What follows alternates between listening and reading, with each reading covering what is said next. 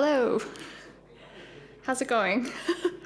Sorry, this is my first GCAP and first presentation dealy, so, no pitchforks and fire, or at least until I'm asleep and I don't know what's coming. All right.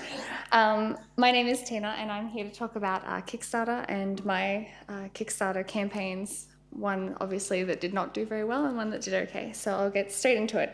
If you have any questions, please stop me, because I know that if people say hold it to the end, I always forget my question by the end, and then I'm like, shit, I knew I wanted to ask something. All right, so just a very quick introduction. Sorry, I'm going to have to stand here because I don't think I'm loud enough. Hang on.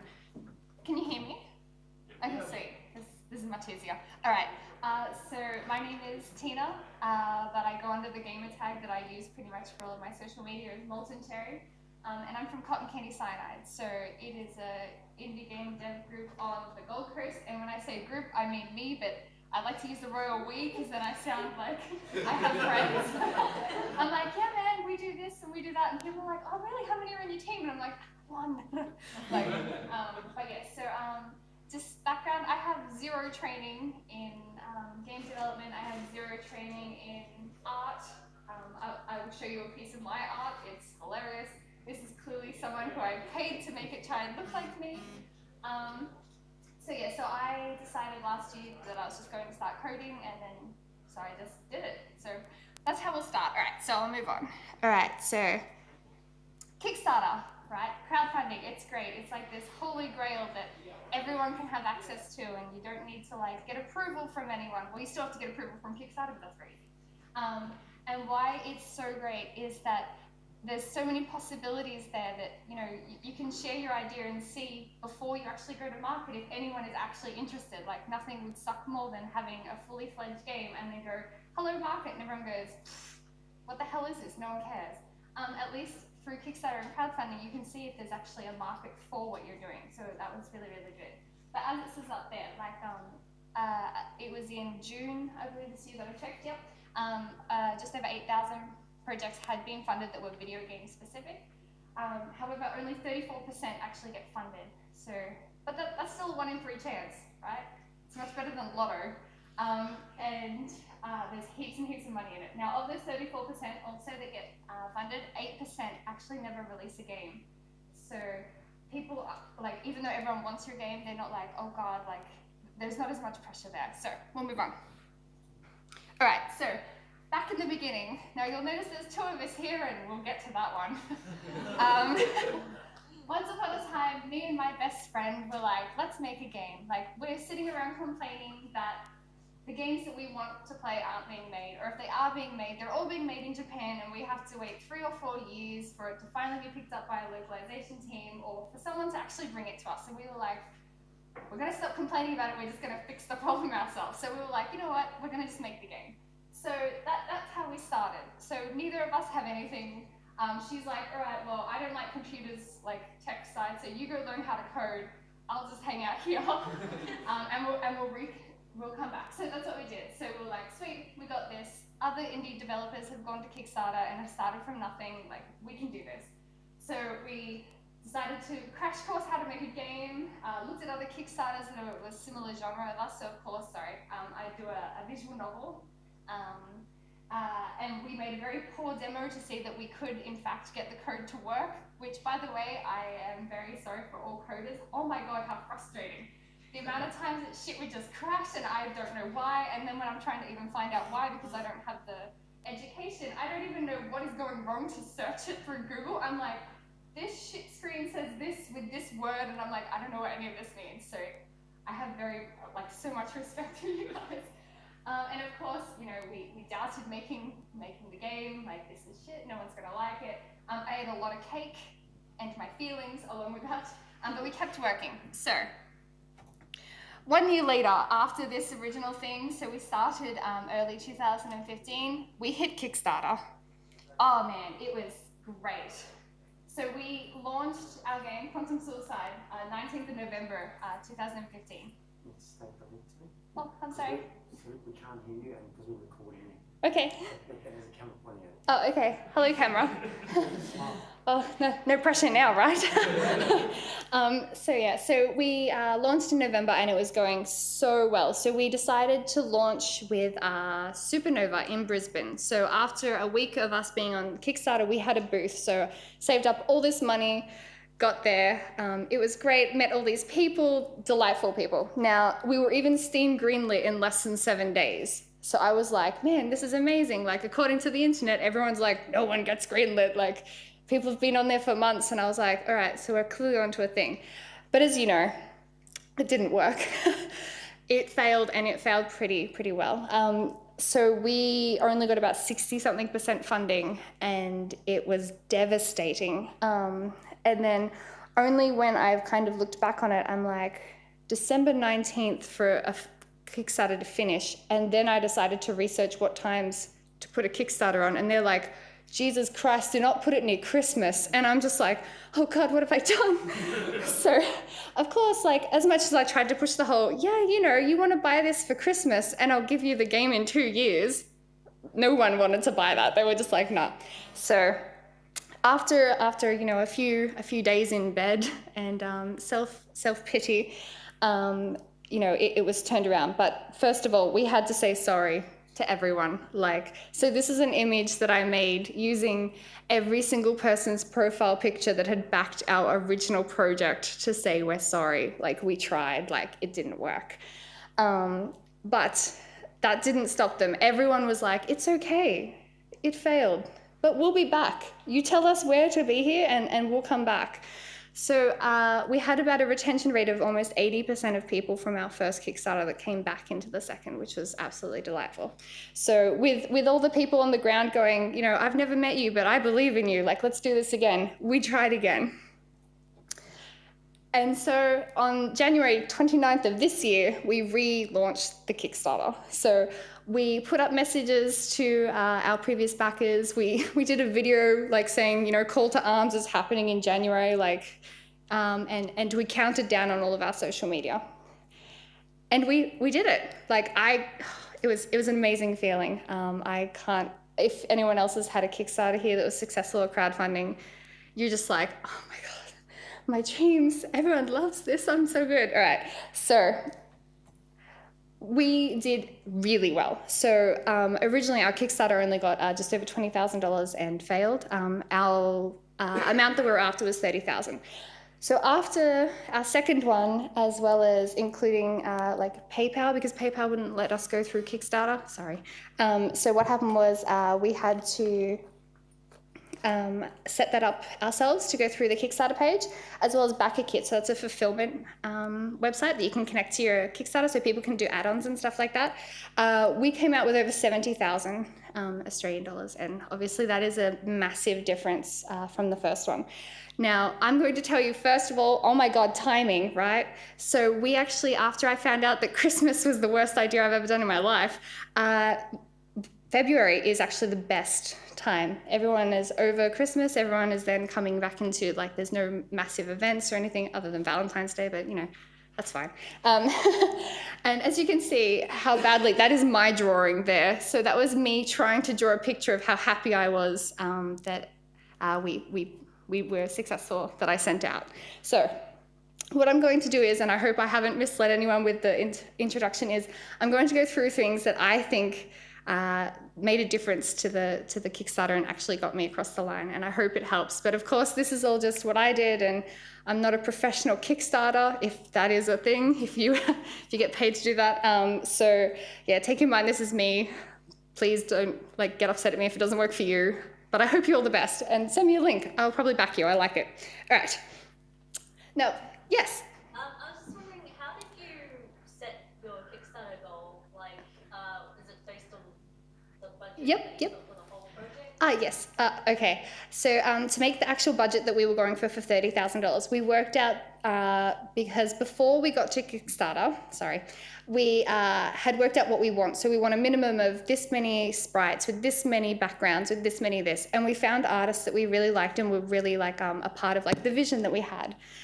So we worked together over the year before Kickstarter, and we saved about $10,000 to put into a demo that we put together using just the minimal stuff that we could buy from the artists. but the writing and the coding we all did ourselves. So then once we worked that out, it came out to about $30,000, including obviously the fees and taxes and rewards, but that didn't pay us. So I'm still not getting paid.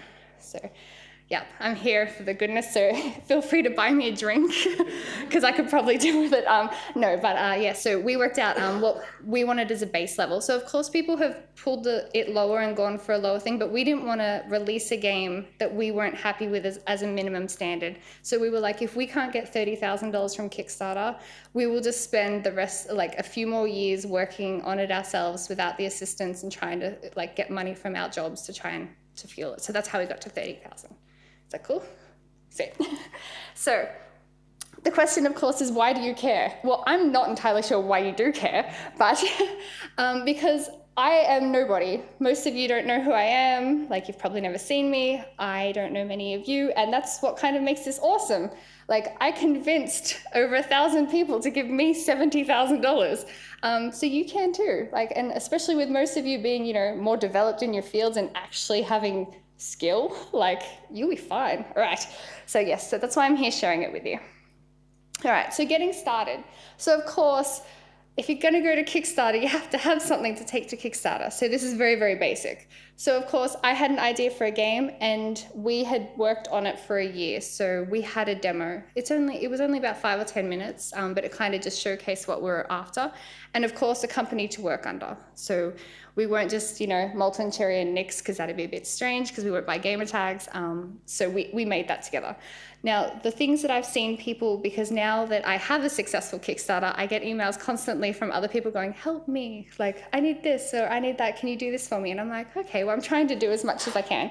But some people are making projects that they can't commit to. They're like, I can have this done in 6 months. And I'm like, no, you can't. Like, especially if you're not paying yourself. So make sure that you don't overcommit, because people get really, really angry if you're late. Like, you've seen it in every other, like, AAA things. People get shitty. And this way, they actually know who they're coming after. Like, they're not going to EA. They're coming after your head specifically, and you don't want that. But yeah, so keep looking at the big picture. Don't let anything slow you down. All right, so your team.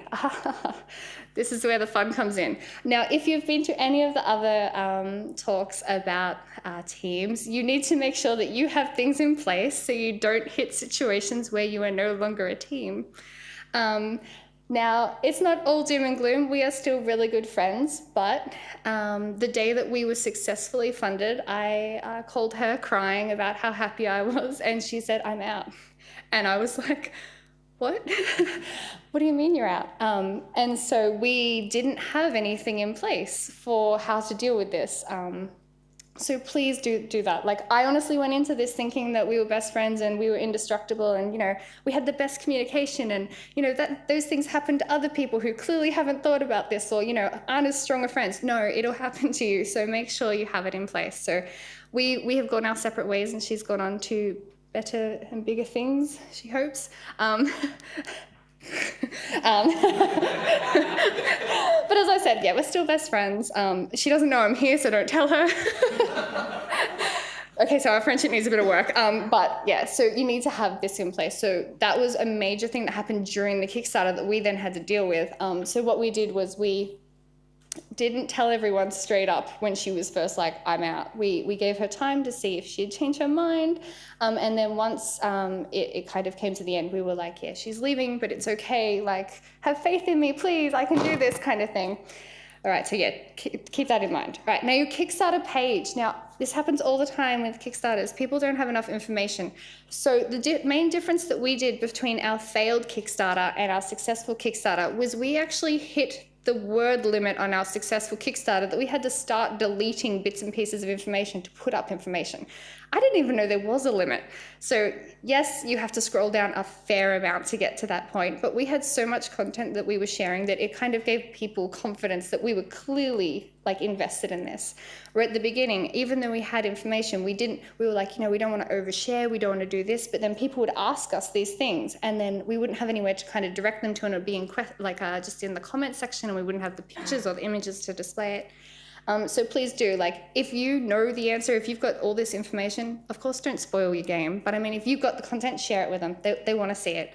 And of course, a video is a must for Kickstarter. You can't actually go to Kickstarter without a video. We hired someone, because I am also not very good at videos, to do our video, who then flaked on us 2 days before our launch.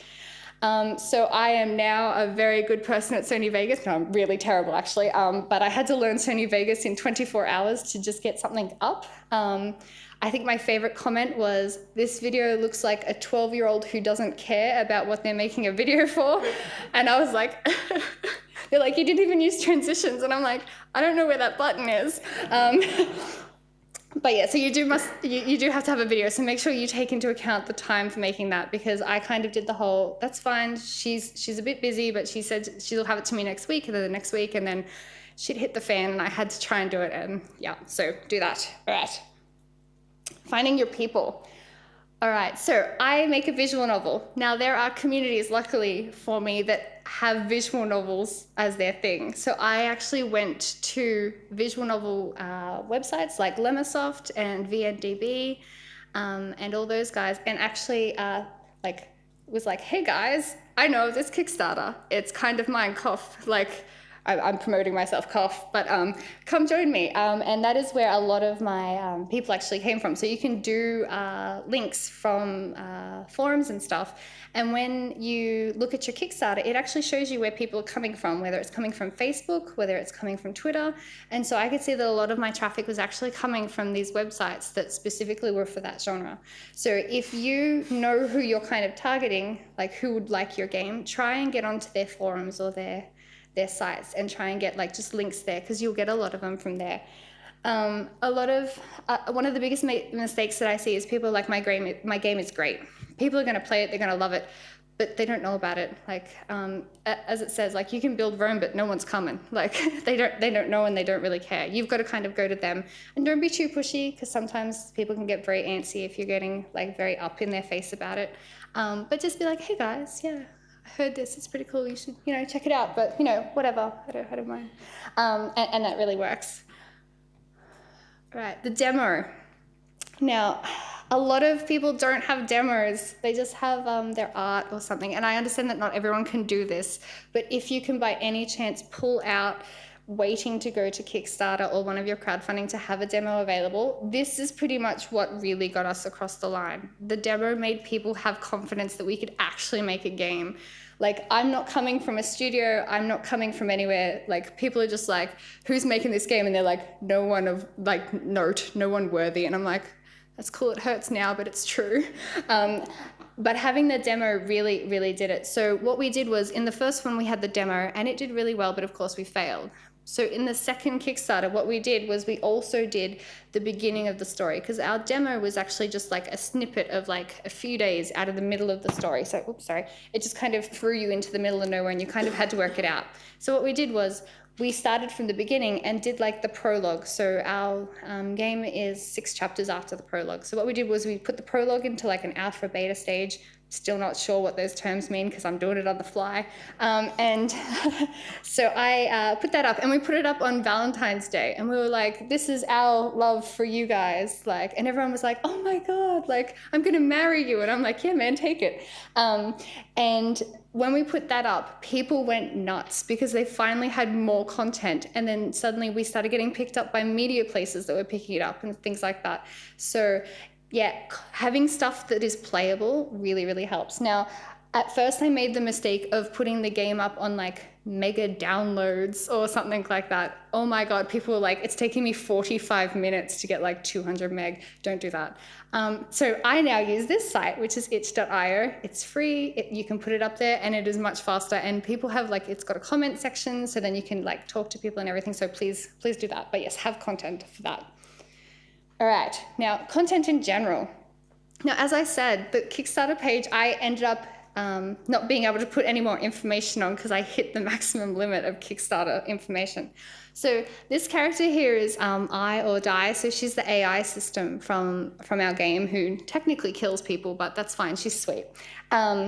So a lot of problems is that people don't launch with enough information. So for example, as you would have seen in the a few slides ago when I had like the things on the page, we had a section for art, background art, voice acting, the writing, the mini game, like puzzle sections in the story itself. Because the more content we could show people, the more they had confidence that we could do it. And the thing is, it doesn't even have to just be yours. So the two on the end there that are in like the borders, they're fan made. Like they made it for us, and then we were just like, oh my God, this is great. And then we just pushed it everywhere as well. So Kickstarter updates, Twitter, Facebook, we're like, yeah, check this out. Check out how awesome this is. People are so interested that they actually took time to draw things. And that really, really worked as well. So add-ons, this one was a hilarious mess. So I kind of assumed that no one really wanted anything from something that doesn't exist. So because the game isn't out, you know, you're not like, oh man, people are going to really want merchandise. It turns out they do, and you need to be prepared for this. So we went in and we were just like, you know, other Kickstarters have like t-shirts. So we had a t-shirt add-on, and we had like a poster add-on and things like that. But it wasn't enough. We had people constantly going, I want to give you more money. Let me buy more things. And we're just like, this is the greatest problem to ever have. So in our first Kickstarter, we didn't have that much that you could kind of buy. We had the kind of basic things that we saw on other Kickstarters, and that's kind of where we left it. The second time though, we had so many options that you could buy, it was crazy. And the thing is, we tried to make sure that they were always cost effective, because at the end of it, even if someone gives you, let's say $100 for that item, if that item costs you $90, you only made 10. So make sure you take that into account. Because I remember when we first started our second launch, my best friend's like, let's just offer them this for $100. And I'm like, all right, well, we'll have to put, you know, a maximum of 10 that we can sell. And she's like, why? Why can't we just sell 100? And I'm like, because then we owe them money. Like, this isn't going to work. And luckily for me, she let me take the reins because she still couldn't work out the math on that one. But make sure you do that, because you don't want to end up at the end and then realize that you have no money for the game and it's all just on t-shirts. But some of the things that we did that were really easy is like, because we have voice acting, we can just pay that few extra dollars to get personalized messages from the voice actors to the backers, and they absolutely love that. And my absolute favorite that was a joke, which I don't know how this happened, was original art by me. Like, you saw how bad that picture was. And that is another one of my pictures of supposedly the character on my shirt. That's how bad I am. I have 70-something pledges for that. I'm like, what is wrong with you people? So, you know, it didn't cost too much. It was only about $5. But the amount of people who are like, I really want you to draw, you know, me riding a horse that's spitting rainbows and just crazy things. And I'm like, seriously? You're giving me money for this? Like, but yeah, so that added a few $100s to our budget total, and all I have to do is sit there in paint. Seriously, it takes me like a few minutes, and they get this horrible drawing, but they love it for some reason. Other ones too that we worked out was people, because while we were kind of going through the campaign, in the second one I was much more talkative and vocal, which I'll get to in a second. People started actually just wanting to talk to me, and I'm like, why? Like, I'm not overly that interesting. And so people were like, we will pay money to play a video game with you for an hour. And I was like, really?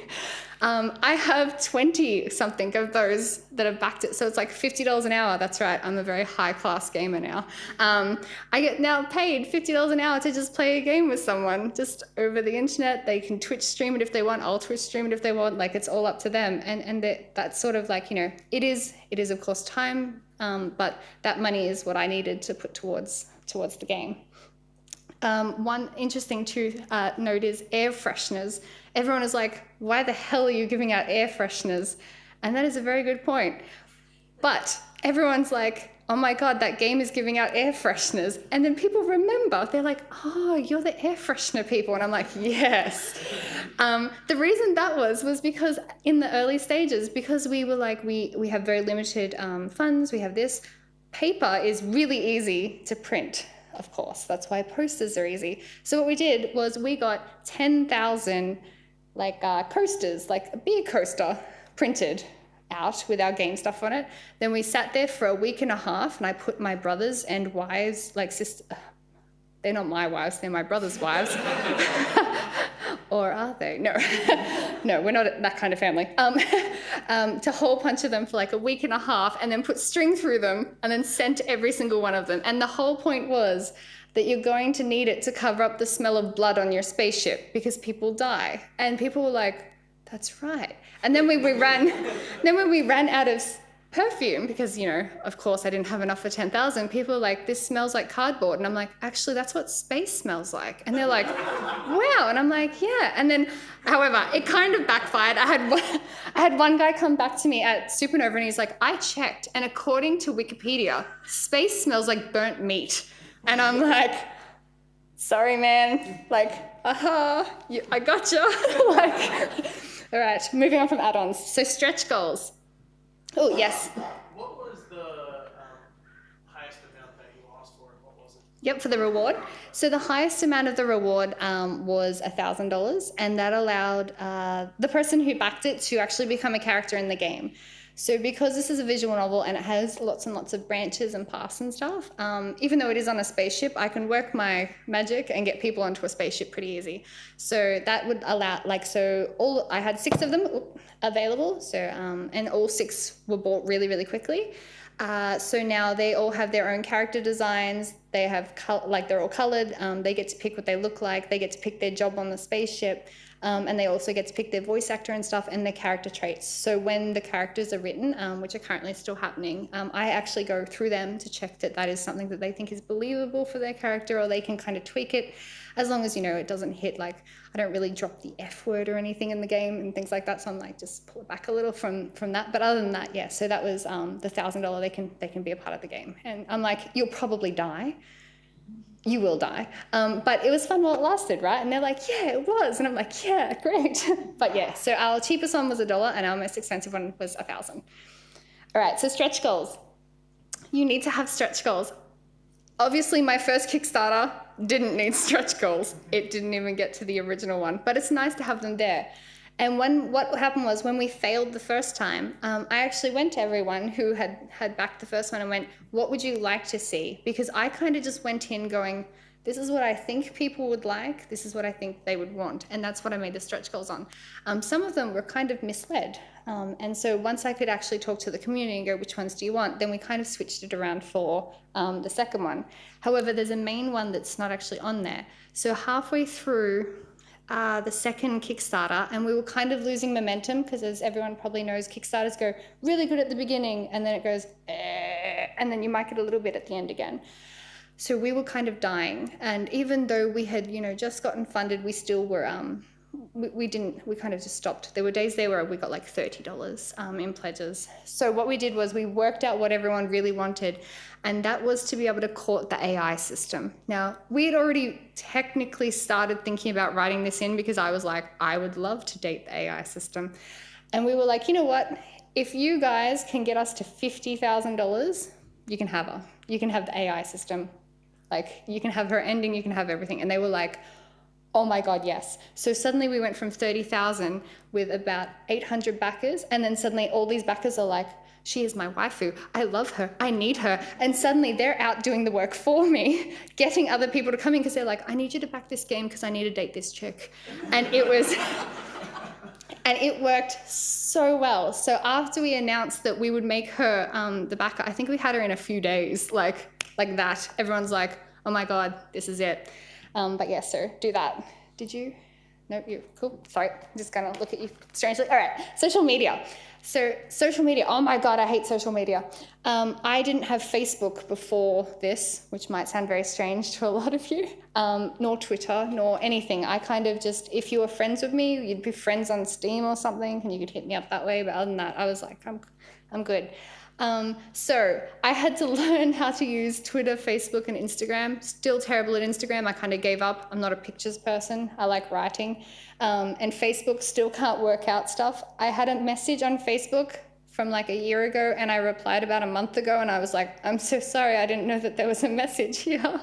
And she's just like, oh, no, that's cool. I thought you just didn't like me. And I'm like, no, I like you. I just didn't know. And she's like, cool, we're friends then. I'm like, oh, sweet, we're cool.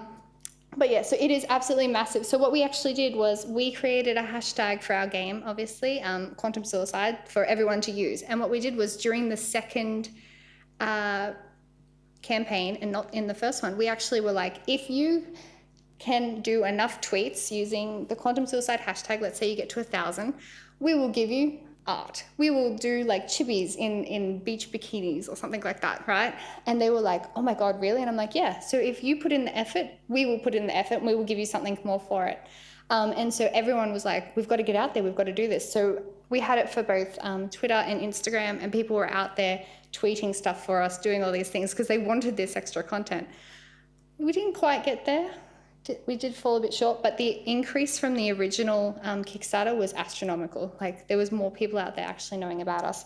And that being said, we still rewarded them. We were still like, look, guys, you gave it a good shot. So they got some of the characters in bikinis, just not all of them. Kind of held that to our chest. Yes. When you announced that, how many people had backed the Kickstarter? We actually did it at the beginning. So we didn't, like, of the second one, because we were like, clearly the first one failed. So we were trying to work out how else we can get it out.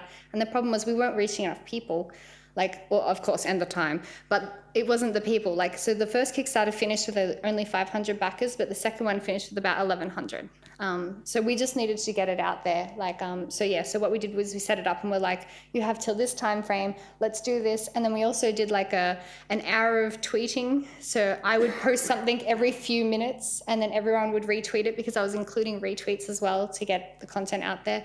And that did really, really well as well. So then suddenly I just had this influx of people coming from Twitter, because I can see it on Kickstarter, and I'm like, yes, more money.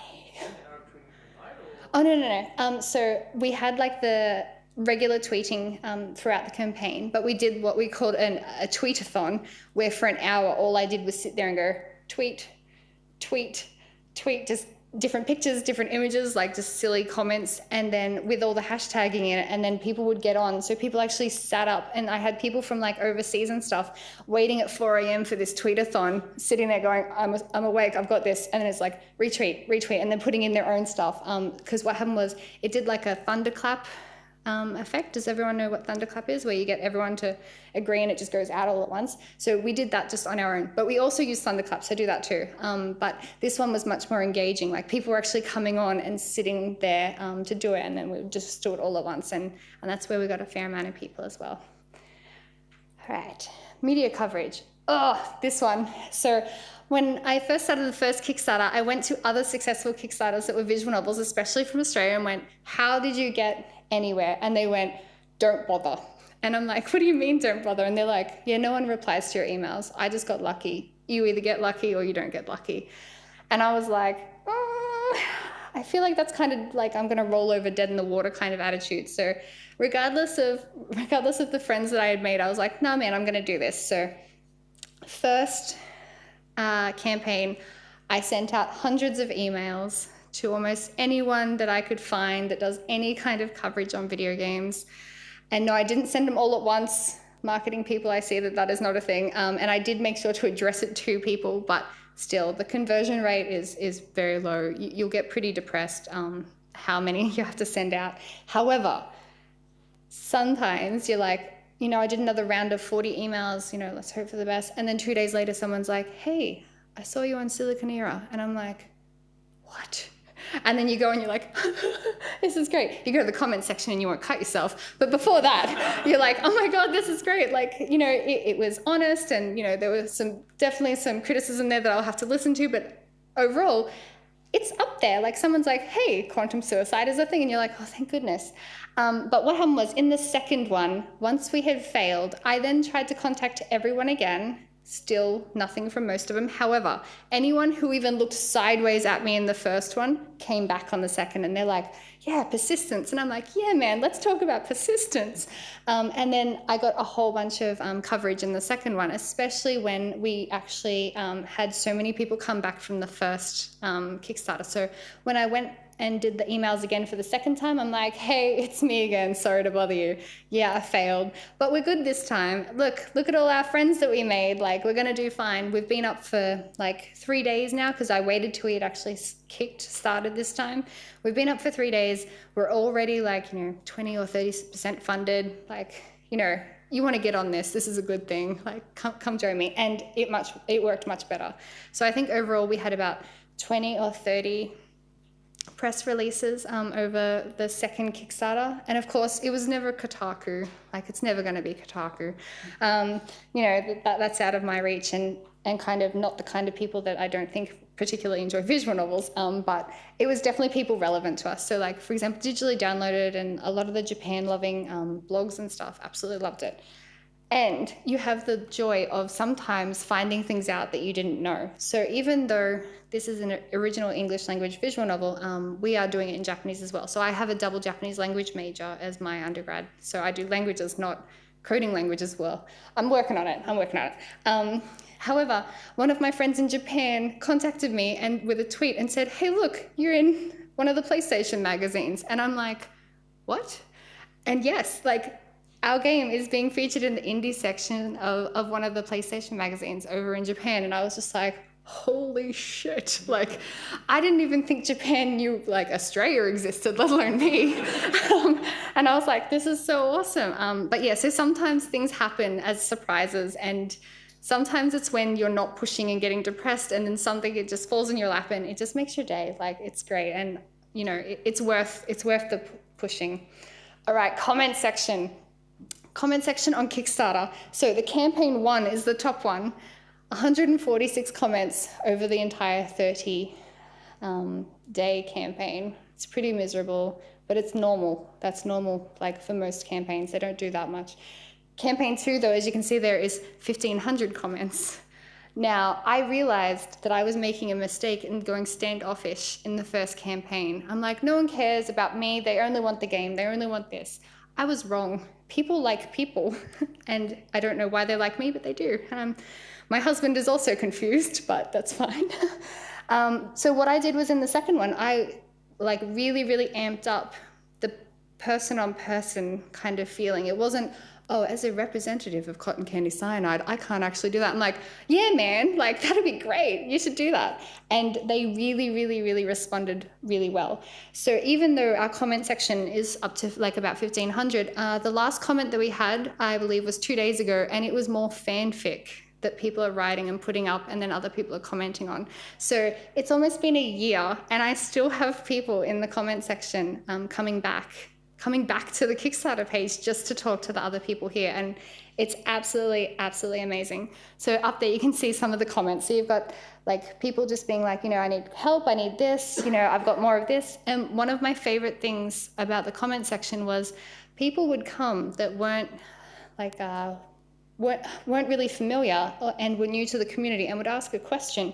And even though I would get it on my phone going, you know, someone's just asked something, and before I could even get there, one of the other backers have already been like, the answer is this, but you can find more information here. It's great having you in the community. And I'm like, my God, yes. Like, I've just hired all these people doing my work for me, and I don't have to pay them.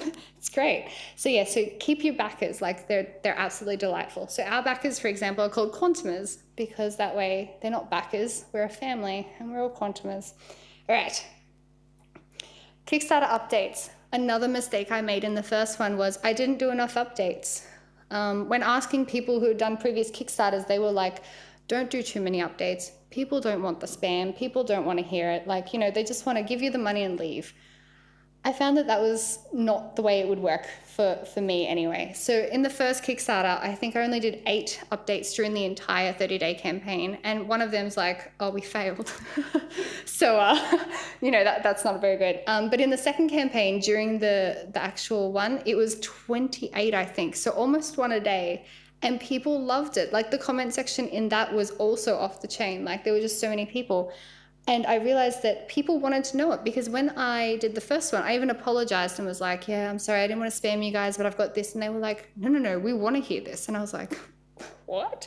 And again, like, it's just something that I didn't know, because I'd never seen anyone else. Like, I'd never had real conversation with anyone who had done a Kickstarter with kind of more feeling in it, if that sounds like not too crazy. Everyone was like, yeah, we're a company. This is what we do. But it didn't work for me, and this is where it worked for me. So perhaps maybe just put a bit more friendliness into it, and it'll do well for you too. So this comes down to voice. Now, at the beginning, I had the issue that both me and Nix were doing everything at the same time, and we sounded very, very different, to the point that people were like, I don't know what is wrong with you or whether you have split personalities, but I'm not happy. Like in the first campaign, we hit issues where I would say something, people would respond, and then she would respond before I could respond to that again, and it was just a mess. So make sure that you have either one person doing it, or if you have more than one person, make sure that you're all on the same page with what you kind of want to come off as a company. So what we did was we ended up moving away from as a company and as people. So now, you know, even though I'm from Cotton Candy Cyanide, I'm now just Molten Cherry, and everyone just goes, MC, what up? And I'm like, yeah, this is what's going on, rather than going as Cotton Candy Cyanide. And that kind of really worked for us much better than the corporate face thing. So it might work for you too. Now, pledge levels. So as I said, we did one from $1 to $1,000. And up in the left-hand corner, you'll see the one that says, pledge $1 or more, donate to the novel. Now, that's not actually from mine, that's from someone else's. And I'm like, why? Why just that? The amount of people that made comments that they backed us just because of how funny our comments were, like our sections were, was hilarious. People were like, oh, you know, I really don't like visual novels, but you made me laugh, so I'll give you $10. And I'm like, yes, give me $10. So we made sure to make it so there was heaps and heaps of information, and not too much that it scares them away, but for someone to actually read something to make a decision. If they're going to give you money, they want to know what they're getting. And just going, you know, you get an art book, as it says there. We all know what art books are, but sell your art book. Like, I was like, yeah, it's 20 pages of glossy imaging of this and that, and they were just like, yeah. And I'm like, yeah, and there's even all this random crap in it. And they're like, I love random crap. And I'm like, yes. So really take time for this, because a lot of people don't take times to write their tier levels. They're just like, yep, $10, $20, $30, $40. And you'll see that the pledge $75 or more says insert title here. Now that's actually what it says on Kickstarter. We missed that in the first campaign and didn't change the name of the tier, but everyone loved it. They were just like, what does this even mean? Is there some sort of underlying meaning to this? Is this a joke? Is this, so we kept it for the second one, and everyone was like, oh yes, I'm so glad you didn't change that. And I'm like, yeah, man, have your insert title here. So yeah, some things work, some things don't, but yeah, just keep open for it. So one of the biggest things as anyone who's doing anything creative is grow thick skin. My goodness, there were definitely days that I was like, I don't know if I can do this anymore. And these are the really nice ones that I've got up here. Like, you know, I have received emails telling me, you know, the world would be better if you were dead. And I'm like, at first I was really upset, and I'm like, wow, these people really hate me. And I'm like, they know me enough to hate me. And I'm like, yes, because now they can hate my game, but they know what my game is, and you know what, that'll work for me. But yeah, so you really need to prepare for this. During the first campaign, my best friend, bless her, doesn't handle criticism quite as well, especially when it's just nasty criticism. So she's much more of an introvert. So when we're out together and anyone says anything, I'm like, I got your back. You want to take this up with me? You take it up with me. You leave her out of this. So when the internet kind of got a hold of us, she didn't handle it as well. So it is definitely something that you need to know going into this. So, you know, maybe have your friends yell at you every now and then, say horrible things about they want you dead and your dog dead and all those things. No, don't do that. But yeah, just be aware of it. So one of the biggest ones that we get, because we're a visual novel and we are Japanese styled, so it's in anime style, and we do Japanese because obviously I'm a language major. The biggest one I get is just weebo trash. Like I get accused of being some sort of man in my basement who masturbates to anime pictures, and you know, the things that, you know, you wouldn't show your mother. So yeah, just be aware that is coming, and just who cares? Like, these people are somewhere being angry, but they haven't even thought about doing what you're doing. Like, these aren't people who are established in their field. These aren't people who have got better games than you. These are people just sitting there being angry and being bitches. Like, let it go. And then you come to places like this and you meet all the other creative people and you're just like, they know. Like, and you've got each other's back. Like, it doesn't matter. So be aware that that's coming, but you'll get through it. It's fine.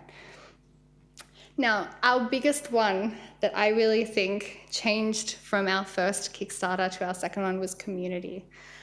So this kind of tied into the fact that I moved away from being cotton candy cyanide and I moved into being molten cherry, and I became much more involved. So we made a Discord channel just for our backers, so our quantumers, because people were getting upset that they had to sit there and try and press the refresh button on the comment section. So even though we've still got 1,500 comments, we made somewhere that everyone else could go to. So we have a community still today. I can give you the link if you want to join, just of people who came together through this game. And now, of course, it's not all about the game. They like to talk about other visual novels. They like to talk about anime. They like to talk about, common interests that they have. But it's kind of what brought them together. And so we've kept them together. Another way that we did that too is Twitch streaming. So during the campaign, the second campaign, I did a 24-hour, not 24-hour, that'd kill me, 12-hour stream. And each hour I would change game based on what they voted for. So I gave everyone in the campaign a choice to opt for games, like what they wanted to see played. And then whoever voted for the most, that's what happened. And what I did was I approached other visual novel developers, so things like Yang Yang Mobile, so they make The Letter, and a whole bunch of others, and I'm sorry I forgot your names right now.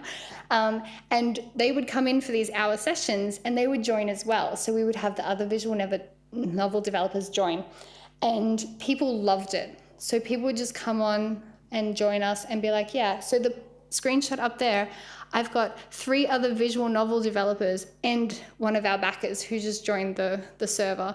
Yeah, we're all dead. We're not clearly that good at that game, but it was really good fun. And all the bottom ones, they're all fan art. The first one is a crossover art with Soulset, which is another visual novel.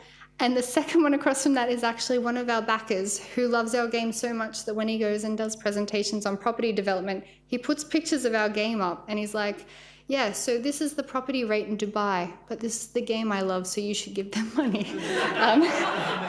So it is unrelated, but the love is there, and we definitely appreciate him. So thank you, Tio, you're great. So yeah, he was also one of our 1,000 backer.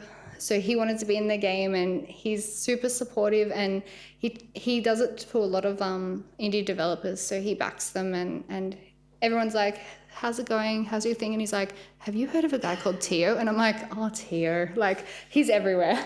But yes, as you can see, like people really get into it, and the amount of the community makes a difference. So during the second Kickstarter, people in the community were actually making, do you know those, I can't remember the website, but you go on there and you have to answer questions and you can get free Steam games. Does anyone know what that is? I don't know what it is. Okay. Well, what they did was they got a whole bunch of games that they already owned on Steam, well, like the keys for, and they set up questionnaires based on quantum suicide to get free games.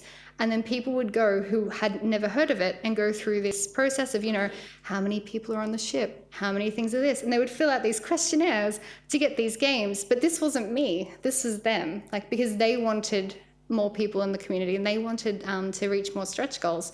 And so really driving community is absolutely amazing, because that's what crowdfunding is. You need your community. And we, being the royal we, would not be here if it wasn't for them. Especially they backed me in the first one and it failed and they didn't give up. And then I came back and they drove it $70,000. They drove it home. They did most of the work, not me. I even had backers contacting anyone that they had any sort of link with in any kind of media to try and get coverage. And so I was getting emails from people going, I spoke to this guy called Mr. Montu, and he said that this is the game to be at. And I'm like, oh, thanks, Mr. Montu. It's a really good way. So at the moment, we still do a Twitch stream, usually every month. So all the quantumers come back online and will come join in the Twitch channel. A whole bunch of them are now the moderators because I didn't know how Twitch worked, and I may have ended up in a very sticky situation with some guys with that. So now they kick everyone and they've got the ban hammers, but it is a great way to make the community, but it is number one. Yes? Do you still have a running Discord channel? Yes, I do. Yes, still active. Every day people are talking and yeah. So if you'd like, I can give you the link. Otherwise, if you follow or come onto my Twitter and everything, it has links to it there. But yeah, you'll be able to go and talk to the people themselves that backed me. And if you've got a visual novel, you could definitely get some people from that channel. But yeah, no, because we're so community driven, we are still very much a thing. So for example, I'm going to PAX on the weekend and I don't have a stall or anything, but I am on a panel, and everyone that is backed, I've told them, and I've been getting emails and contacts from backers who live in Melbourne going, can you tell me what you're wearing so we can find you in the crowd, because that's what we're going to spend the day doing, because we want to high five you. And I'm like, yes. So I've got to I'm going to draw them a terrible picture of what I'm wearing and be like, come find me. But seriously, I've had about 6 or 7 from it just be like, I just want to come and, tell you how much it's awesome to see you. And I'm just like, oh, you guys. So from here though, now what? Now, the biggest thing that I have found is people keep telling me about, I'm going to make a game one day. I'm going to do this. I've just got to finish doing this and then, maybe move out or move here, and then don't do that. Don't do any of that. If you want to make a game, make a game. And I know that may sound very easy, especially coming from someone who has absolutely no experience, but I'm making a game and I have no experience. I don't have the background. I'm talking to people and, oops, sorry, again. I'm talking to people and I do all my own coding and everything, and they're like, yeah, this and that. And I'm like, I don't know what that means. I just click this button, then this button, and then I type this and put in these things and it happens. And I'm so far behind you guys, and I can do it. So if I can do it, you guys can easily do it. You've got everything there for you. So stop making it tomorrow. Yes. How much have you shown of the development process of the game, and how are you communicating to your fan base, to your community, when the game is going to be delivered? Yep. So when we originally went on to Kickstarter, we set the time of mid 2017. So what happens is they much prefer the art. They're much more art driven, so I show much more of that. But they laugh really hard because I show them errors that I'm doing in the actual coding and the bugs. I take screenshots and I'm like, what the fuck is this? I'm like, can someone tell me what is happening here? Because I don't know. And if you don't know what's happening, it's really hard to Google the problem. So yeah, no, I am sharing it with them. So originally, for example, we started out on RenP, which is a visual novel engine that uses Python, but it is too limiting. So currently I'm self-teaching myself Unity, and I'm transferring what I've done over, well, not porting, but I'm starting again because I don't know how to do that either. And I'm sharing that with everyone, and they're just going, good luck with this, and everyone kind of laughs. And yeah, so I'm trying to be as open, they know I don't have any background. I have never been like, I am a coding genius and you will get this game. So I share with them all the things that I fuck up pretty hard, and they're just like, ha ha, ha, glad we're not you. So yeah, I try and show them everything. So I don't obviously show them logs and stuff, because then they'd probably mock me even harder and be like, what is this here? This has nothing to do. But I definitely do share with them all the joy and the frustration and my issues. And I'm hoping that even though that would probably hurt their faith in me, that it keeps them interested and involved. To what extent do you think that the kind of community you're starting with, so the visual novel community, are often very passionate and invested in the IP that they're kind of looking at? To what extent do you think that decision to make a visual novel actually helped you start the second time around? Yeah. I think it makes a massive difference because visual novels are so emotionally driven. That's the whole thing, their story and their investment. It is I'm going to assume much easier to get somebody who really enjoys that on side than if you're like, I have a sideways, a scrolling platformer. There's no group of support for people who enjoy scrolling platformers that I know of that are like, yeah, man, that jump, that was amazing. So I think I'm lucky that I have people who are much more engaged. And when people ask me about other genres, I'm just like, man, I don't know where to go. Like, because I have, obviously, I'm quite the anime fan and stuff, and I love visual novels. I already knew about these communities, so I just kind of was like, you know, I'm already there, and then I'm just like, hey guys, this way. But if you're making a game that doesn't have that kind of following, it would definitely be much more difficult. And I don't know where you'd find them, to be honest. Like, I would have to try and find them. Sorry. Just to kind of respond to that, can I? Yeah. Any help would be great, because I don't know where they live. I mean, I don't know, like, specifically for, say, like, a side-scroller, like, platform or something, but I went to a talk by Ben Drosty about his game, Eyes of Ara, and he said, like, you know, his game is kind of like Myst in its genre, and that's a pretty niche thing, but he managed to also find, like, communities that did that sort of thing, and they went back his Kickstarter. So, like, I think there's probably communities out there for a lot of different genres. You just have to know where to look. Yeah, so one of the main things that we did that really worked for us as well was Facebook advertising. Like, you know, it sounds evil, but you can target people that like particular things, and it's kind of scary. So I went, everyone who likes Danganronpa, which is another visual novel that is kind of the same thing, tell them about my game. And I just gave them money, and they went, all right, we'll go tell these people who like Danganronpa. And then suddenly I also had people coming in from Facebook. And so if there is a game that is similar to what you're kind of going, or the style, I would suggest seeing that whether that's a like in that section, I'm still really bad at Facebook, that people can say that they like the movies and games section. And then if that is, just throw $10 at it a day. Like, that's what I did, and just went target these people. And that's where I got a fair amount of people from as well. So I hope that helps. How did you go about initially sourcing an artist? You know, like finding. Finding the artist. So I have 3 artists. I have a background artist, the sprite CG artist, and a GUI artist, because I, as you saw, cannot draw for shit. DeviantArt. Because I had no connection with any game people, any artists, anything, I can get you language teachers. That's pretty much my extent. I needed to find these people, so I was like, where do artists go? And everyone's like, DeviantArt. So I spent weeks, and so did my my partner, on DeviantArt, trying to find people that kind of fit the image that we had in our head. And we got rejected by so many people. We'd be like, yeah, we really enjoy your art, like, can we commission you, can we do this? And they'd be like, who are you again? And we're like, oh, you know, we're this group from Australia, and we're going to make this game, and it's our first thing. And they're like, no thank you, I don't want to be a part of that. But yeah, so it took weeks, and what hurt most was our original sprite and CG artist was like, yes, you know, I just saw the movie Interstellar, I'm so into this. And we're like, that's great. And she's like, but I can't start for 2 months. And we're like, that's fine, like, that'll give us time to fix other things. Got to 2 months, and she's like, oh yeah, no, I can't do it anymore, I'm busy. And we're just like, no.